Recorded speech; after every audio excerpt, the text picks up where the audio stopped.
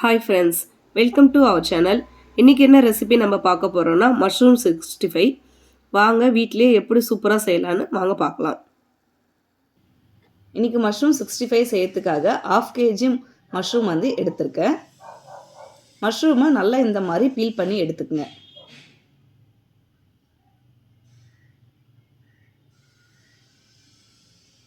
இந்த மாதிரி க்ளீன் பண்ணி எடுத்ததுக்கப்புறம் நமக்கு எந்த சைஸில் வேணுமோ அந்த சைஸில் கட் பண்ணி எடுத்துக்கலாம். நான் இன்றைக்கி நீல வாக்கில் கட் பண்ணி எடுத்துக்கிறேன். இந்த மாதிரி அழகாக வரும். இப்போ எல்லா மஷ்ரூமையும் 1 by 1 நல்லா கட் பண்ணி எடுத்துக்கங்க. இப்போது மஷ்ரூம் எல்லாத்தையும் தண்ணியில் போட்டு நல்லா கழுவி எடுத்துக்கணும். எப்பவுமே மஷ்ரூமில் சின்ன சின்ன மண் துகள்கள் இருக்கும். ஸோ நல்லா கழுவி எடுத்துக்கங்க.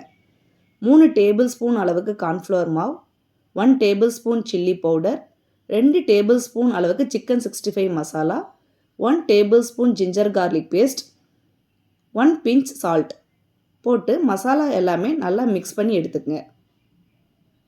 மசாலா எல்லாம் நல்லா மிக்ஸ் ஆனதுக்கப்புறம் நம்ம கழுவி வச்சுருக்க மஷ்ரூமை ஆட் பண்ணி மசாலா நல்லா மஷ்ரூமில் கோட் ஆகிற மாதிரி நல்லா கலந்து எடுத்துக்கோங்க. கலந்து விட்டதுக்கப்புறம் 20 மினிட்ஸ் நல்லா ஊற வச்சு எடுத்துக்குங்க. நல்லா 20 மினிட்ஸ் ஊறதுக்கப்புறம் ஆயிலை ஹீட் பண்ணிவிட்டு 1 by 1 போட்டு நம்ம நல்லா பொரிச்சு எடுத்துக்கணும். மஷ்ரூம் 65 பொரிச்சு எடுக்கும்போது திருப்பி விட்டு நல்லா பொரிச்சு எடுக்கணும்.